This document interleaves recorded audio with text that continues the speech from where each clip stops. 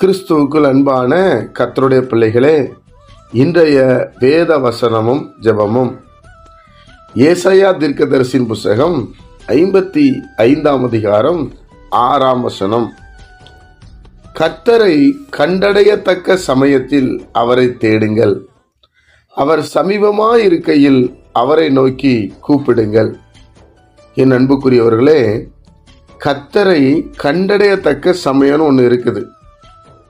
அப்போ பைபிள் எடுத்து நம்ம வாசித்து பார்க்கணும், எப்போ அவரை கண்டடையலாம் என்று சொல்லி. அப்போ வேதம் என்ன சொல்லுகிறது? என் நாமத்தினாலே 2 பேராவது 3 பேராவது என் நாமத்தினாலே எங்கே கூடியிருக்கிறீர்களோ அங்கே இருப்பேன்னு சொல்றார். அப்போ 3 பேரோ 4 பேரோ நம்ம கூடி கர்த்தரை ஆராதிக்கும் போது கர்த்தர் அங்கே இருப்பார். தேவனுடைய பிள்ளைகளே, அறிந்து கொள்ளுங்கள், அதான் கண்டடையத்தக்க சமயம். நான் வந்து உன் நடுவில் வாசம் பண்ணுவேன். எப்போ? ஆராதனை செய்யும் போது கர்த்தர் வருவார்.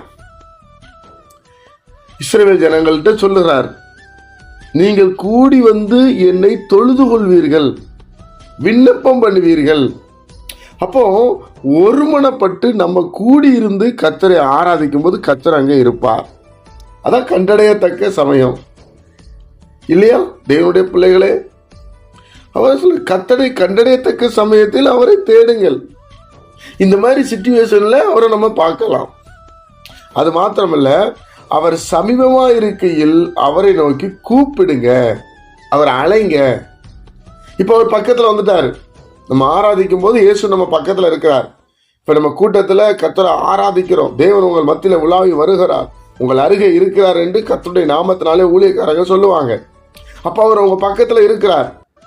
இப்போ நீங்க அவரை கூப்பிடணும், ஆண்டவரே எங்க வீட்டுக்கு வாங்க, ஆண்டவரே என் பிரச்சனையை மாற்றுங்க, என் சமாதான குறைவை நீக்கிங்க, என்னை சந்தோஷத்தால் நிரப்புங்கன்னு சொல்லி நாம அழைக்கணுமா.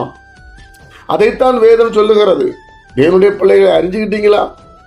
கண்டடையத்தக்க சமயத்தில் அவரை தேடணும், அவர் சமீபமா இருக்கும்போது அவரை நோக்கி கூப்பிடணும். அவ்வளவுதான். இந்த ரெண்டையுமே நம்ம செஞ்சுட்டோம்னு வைங்களேன், ஆண்டவர் நம்மோடு இருப்பார். அதனாலதான் இயேசு கிறிஸ்து போன இடத்துல அவங்க கூப்பிட்டு தங்க சொல்றாங்க. இயேசுவை பார்த்த உடனே பிதாவாகிய தேவனுடைய குமாரன் இந்த பூமிக்கு அனுப்பினார். பிரியமானவர்களே, நாமளும் இப்படி செய்வோம், ஆசீர்வாதத்தை பெற்றுக்கொள்வோம். ஜெபிப்போமா? பிதாவே, உம்முடைய குமாரன் இயேசு கிறிஸ்துவின் நாமத்தில் நாங்கள் வருகிறோம். இந்த நாளை நீர் எங்களுக்கு ஆசீர்வதித்து தார். உடைய பிரசன்னத்தினால் எங்களை நிரப்பும், உடைய வல்லமையினால் எங்களை நிரப்பும், உடைய சந்தோஷத்தினால் எங்களை நிரப்பும். அப்பா, உங்களை தேடவும் கூப்பிடவும் கர்த்தர் எங்களுக்கு உதவி செய்யுங்க. உங்க சித்தத்துக்கு எங்களை விட்டு கொடுக்கிறோம். இந்த நாள் கேட்கிற ஒவ்வொரு பிள்ளைகளும் ஆசீர்வாதமா இருக்கட்டும். இயேசு கிறிஸ்துவின் மூலம் இந்த ஜெபத்தை ஏறெடுக்கிறோம் ஜீவனில் நல்ல பிதாவே, ஆமென்.